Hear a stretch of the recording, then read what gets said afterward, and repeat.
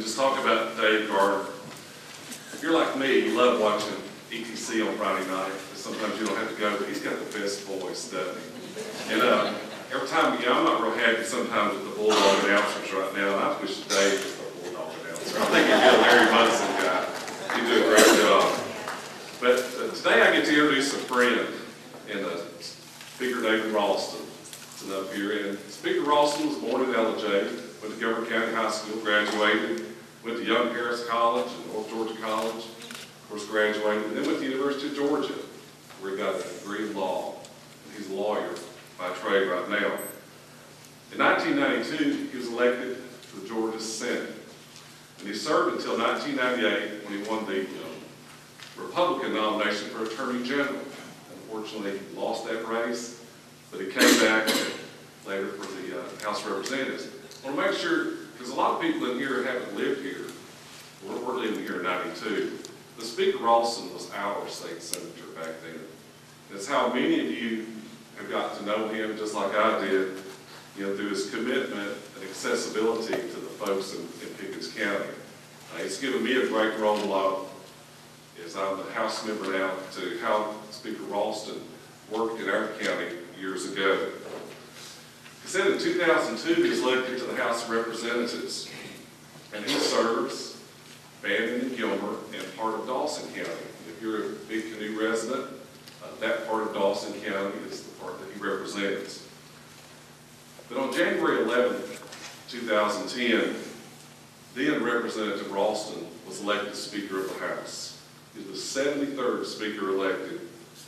And to me it's real neat because he's elected by his peers, people like myself, who entrusted in him the ability to lead us and lead Georgia.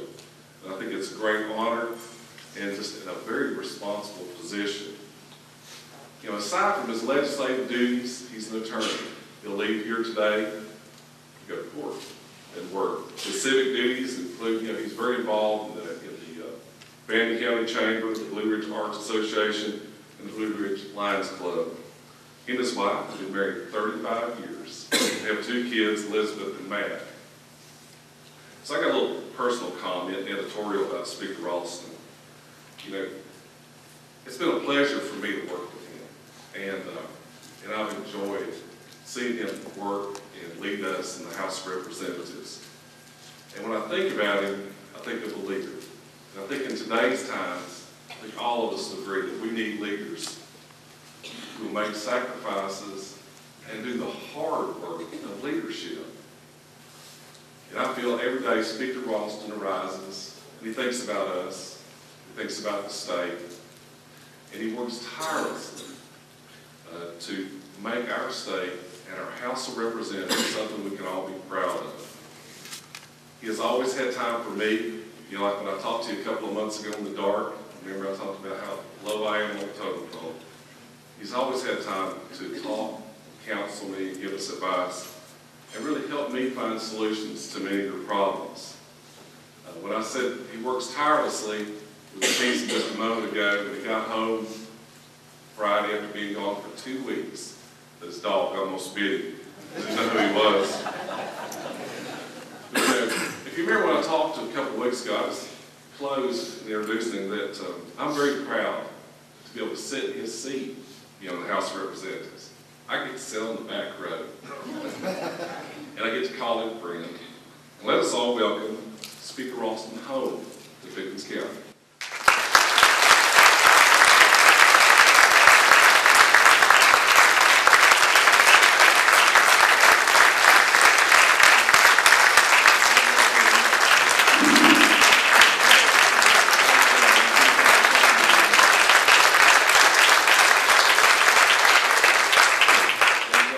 Very much. That was awfully kind of you, and it is a great honor for me to be here with you this morning.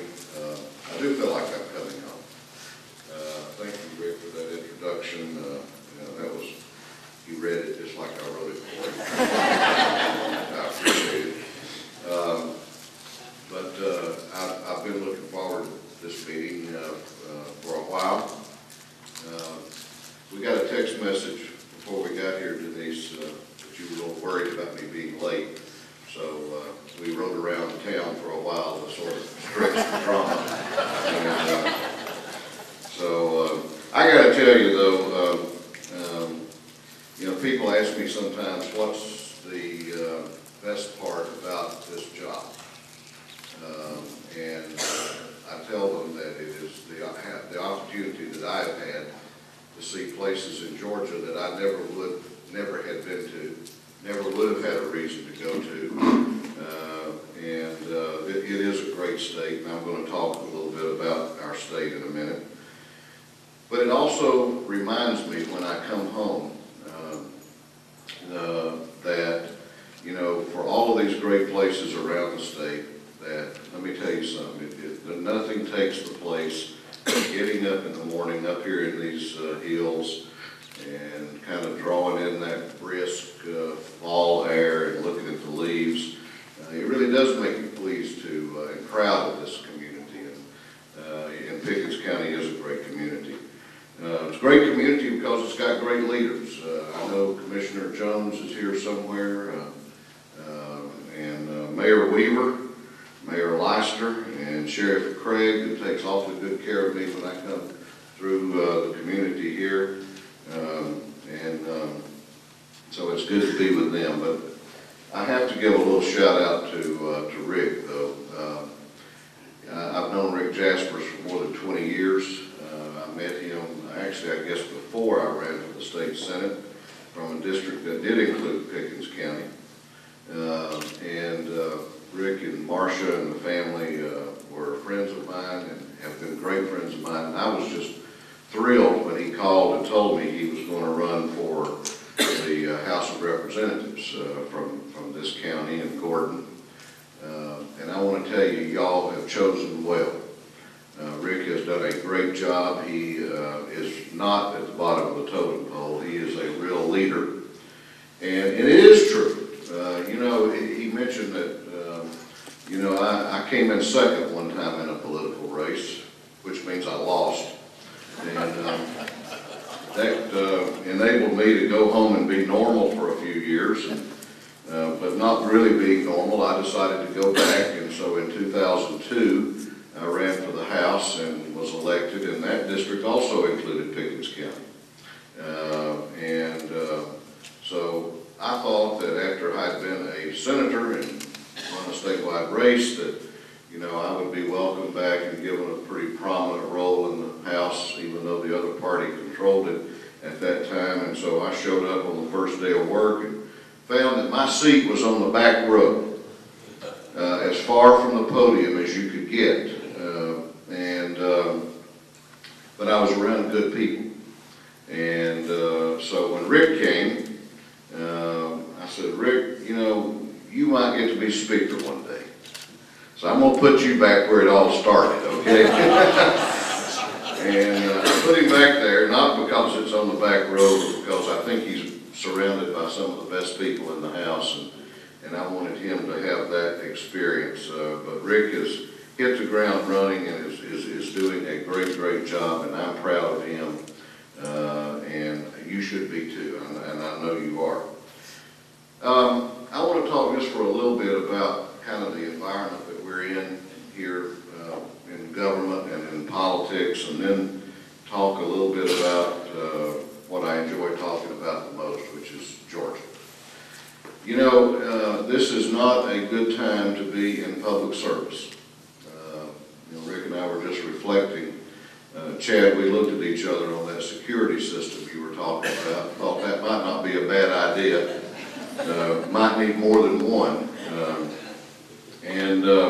But it is a challenging time. I've been in public life now since 1992, and I don't think I've seen a time where people are more disillusioned and angry with government than they are now.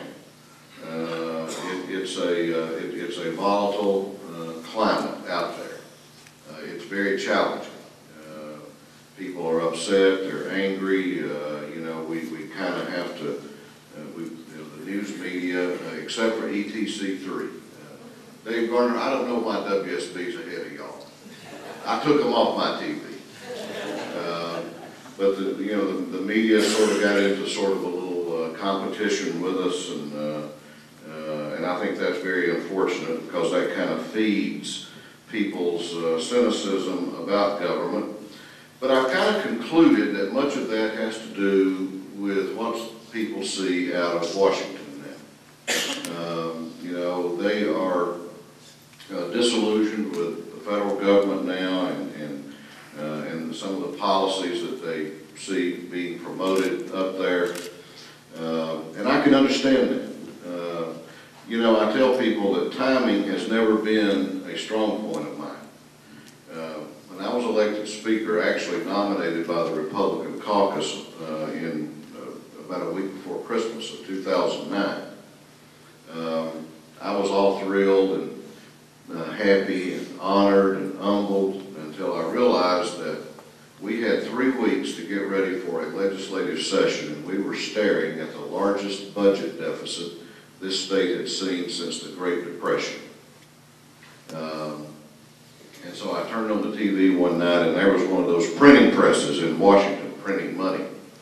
And so I decided that, that wasn't a bad idea. We might ought to go get one of those for Georgia, but thought better of it. But we kind of worked our way through that session and kind of settled things down, I think, in the House, and I'm really proud of what we're doing. And we've done it by sort of adopting some new ways of managing. We started out by trying a very radical, revolutionary concept called cooperation. I don't know how many of you, people have short memories, and I have one too. I don't know how many of you remember the way we used to do business. We used to call each other names, and we used to have feuds between the governor and the speaker, and the speaker and the lieutenant governor, and everybody was feuding all the time, and not much work got done. And so we decided that maybe it was time to sort of lower the volume and tone down the rhetoric and try to work together, because, doggone it, I just sort of thought that was what people expected us to do when we went down to Atlanta, was work together and try to get some things done, and we did that. And so that was kind of the centerpiece of how we tried to do business in the House, and I think it has worked. These have been difficult times. I can tell you that I'd much rather be in this position when we have, when we're flush economically than when we've had to cut 22% out of your state budget over the past 3 years. Every time you cut $1 out of the budget, you're cutting somebody. I'm now convinced that for every dollar of the $18 billion that we spend in your government every year, that there's a constituency for it out here in this state. And when you touch that dollar, it's you're touching somebody's nerve. But we've tried to be good stewards and get through by exercising some fiscal responsibility, by cutting spending. We're going to have to continue to cut spending, and we've done it without raising taxes. Now, I'll tell you why that kind of is a source of pride for me. I've had an opportunity also to work with speakers from other states, and we meet a couple of times a year to talk about how things are in our state and what we're doing. And so I get to sit around, and everybody, a lot of them are talking about, they've got to hurry and get back home because they've got a tax increase they've got to get passed because they need it to balance the budget. And so I raised the question one time that in Georgia, it was my view that when unemployment's hovering around 10%, that's not really a good time to tell Georgians that we need a little bit more of your money because we don't have the discipline or the self-control or the courage to say no. And so that's what we have tried to do here, is to show that kind of restraint. I want to talk to you now about some things because over the last couple of years that I've been honored to be in this position, I have become a huge fan of this state. And I really believe when when I look around and see things that are going on in other states, that our best days here in Georgia are still ahead of us.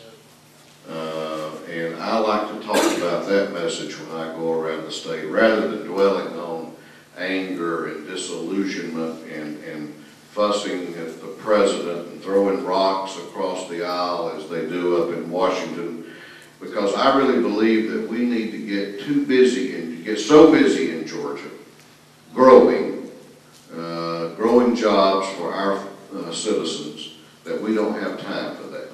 And let me kind of talk about three things that I'm kind of excited about that we're doing that I hope will be of some interest to you. You know, I told you about the budget issue that we inherited in December of '09, January of '10. I mean, it was the kind of thing that you truly could lose sleep over.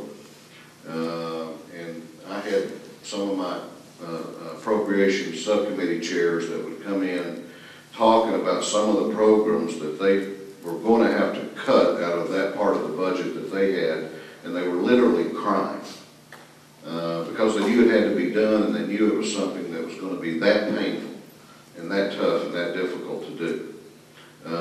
You know, and everybody, when you start cutting, people start getting all excited, and they crank up these propaganda machines around the state. Some of you know my son and know he's at the University of Georgia, and you know he's a little political junkie. And he was real proud of his dad until we started talking about having to cut from the university system. And I get a text message one day from him and says, "Dad, do you have a real problem if I change my last name?" The people that were really wanting to be my friend now are glaring at me pretty tough. So, you know, we kind of had that environment going, and it dawned on me that, you know, we could sit around and wring our hands about how bad this is, or we can do something about it. And it's kind of a really easy sort of thing, because it's sort of like things at home or things in our business. When times are good, we keep doing what we've been doing. We get complacent. When times are bad, we don't know how to react. So it seemed to me that these tough times might be a time to really look at how we do things. So we have formed a tax reform council because it was my view that Georgia needed to grow its way out of this downturn, rather than depend on, you know, more and more and more federal money being poured in here from Washington, with all kinds of strings attached to it, by the way, that maybe we needed just to take care of ourselves here in Georgia and create what I envision to be the most job-friendly, small business-friendly state tax code of any state in this nation. And I believe that a tax policy impacts jobs. I believe it impacts economic development. Now, I'll give you an example. The largest private employer in the state of Illinois is Caterpillar. And I don't know how many of you followed this story last year, but Illinois is in that category of states that doesn't have the will or the discipline to cut spending because they're indebted to all these special interest groups up there. And so they raised, they were kind of like California, they raised about every kind of tax they had on their book. And Caterpillar threatened to leave and take thousands and thousands of jobs with them. And they brought that story to me one morning, and I said, I'm going to do a letter. And so I wrote the president of Caterpillar, and I said, you know, if you'll come look at Georgia, I'll come get you. We're not going to treat you that way here. We want Georgians working. And so the Tax Reform Council went around the state all of last year and brought back to us a set of bold, strong proposals. And we didn't tell them what to do, but they brought back a really creative set of ideas, and we're still wrestling with those, and I'm hoping that we almost got them past this past session. I'm hoping that we can take the ball on in the end zone this session and pass that package so that we can go to the Caterpillars, and we can go to these other companies, and we can also go to our people who have already invested in Georgia and say, we want you doing business in Georgia. We want you putting people to work here. We want them working and paying taxes and having their kids educated here in Georgia. And so that's one of the things that I'm excited about and that we're going to continue working on. The other thing, the second thing I want to talk about, and I think it's really neat here that we're at Chattahoochee Technical College, because we are in one of the facilities, part of a system of higher education in Georgia that I truly believe now is second to no other state in this country. We have a great system of colleges and universities and technical colleges. And let me give you a couple of examples. Why? Back in the spring, I went to Dalton to help greet a new manufacturing company, and Dalton is in dire need of new jobs. And this was a Belgian company. And so I'm always curious when these new businesses come to Georgia. I always like to know, what was it about Georgia that led you to come here and invest here? They're going to create 140 jobs over there. Didn't bat an eye. They said it's Georgia's technical colleges, training workers better than any other state, better than Virginia where they look, better than North Carolina where they work, better than Alabama where they look. And I think that's a real tribute to the investment that we have made in our technical colleges. I was in Americus a couple of months ago. This is one of the neatest things I think I've learned going around the state. The technical college down there in Sumter County, I think it's called South Georgia Tech. It's one of the older institutions amongst the technical colleges, has helped train workers at a chopstick factory. True story. The largest producer of chopsticks in the world is not in China, but it's in Americus, Georgia, and its #1 customer is China.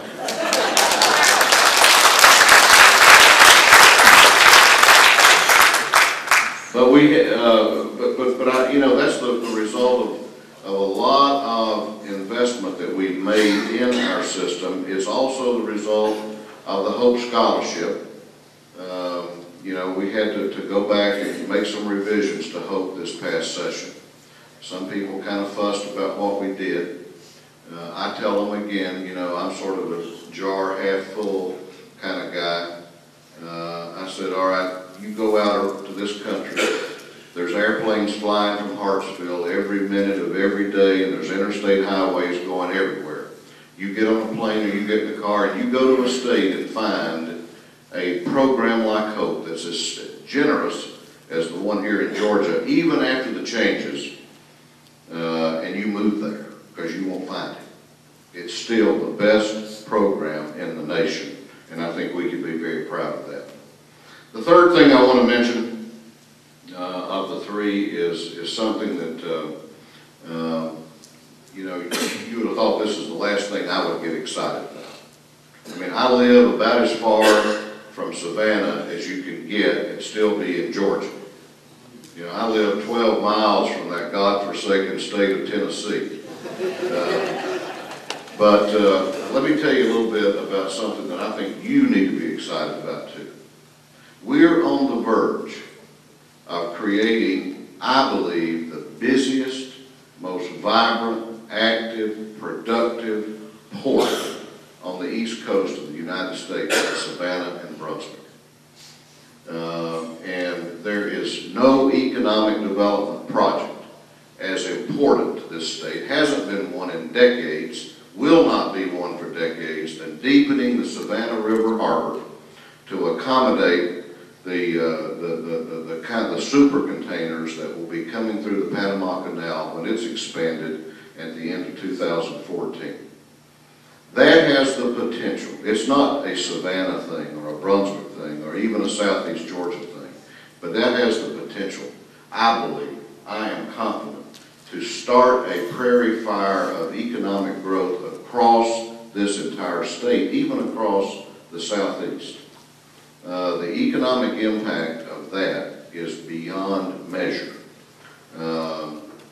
And you know, we're working now to try to get the funding, but we're going to deepen that harbor.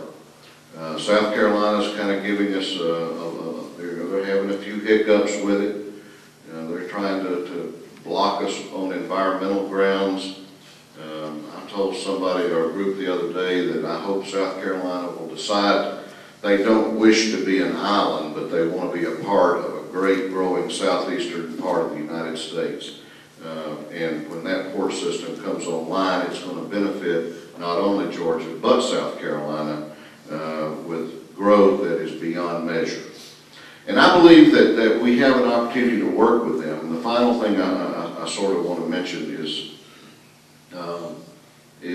this. You know, we've been talking about working with them and on another port down there at Jasperse, South Carolina, a partnership with South Carolina. You know, I can remember when the concept of regional partnerships between counties was introduced here in Georgia a couple, 3 decades ago. It was a concept that got some pushback, but it really was a way to create some efficiencies on some needed projects between counties, whether it was a jail facility or school facility or whatever it might be, or infrastructure. I think now, and I think now that we've accepted that those are good ideas, I think the next step is looking at partnerships with states. Whether it's through the Jasper Port with South Carolina, or whether it's through looking at what we can do working with Tennessee on water and transportation. Tennessee has attracted a couple of automobile manufacturing firms up there, including the one in Chattanooga. They really need access to the port. They've got a little water up there that I kind of got my eye on, and that might help us out here in Georgia. And there's no reason we can't work together. I'm not talking about doing away with the rivalries. I tell people that, you know, one Saturday afternoon a year, we can hate each other. But the other 364 days a year, I think it's time for our citizens that we work together. Because I think in this economy that's becoming more global in nature, that the state line ought not be an obstacle to creating opportunity for people that live here in North Georgia and people that live in Southeast Tennessee, frankly. And I think we can do that. So I'm excited. I truly believe that even in this climate that we're in, and we all wish that it would get better, quicker, stronger. But even in this climate, I think we've got some exciting things going on here. And I will tell you that we have been and will continue to filter what we do in the House of Representatives with Rick's help and others, filter it through the lens of, does this create economic opportunities and jobs for Georgians? Because I believe that when you put people to work, that you set the economy on fire and that you do things that make communities healthy and families healthy, and there's so many advantages to that. So thank you very much for letting me be with you this morning. It's always great to be back here in Pickens County. I wish I got back more often. I wish I got back to Blue Ridge more often than I do, but it is good to be with you, and I can't be around Weaver over here without mentioning that you know, after I no longer represented Pickens County in the legislature after one of the redistrictings, he kept calling me. I said, I don't represent Pickens County anymore. He says, no, you go tell them that you represent Gilmer, Fannin, Dawson, and John Weaver. So, a lot of truth in that. God bless you very much. I look forward to coming back to you.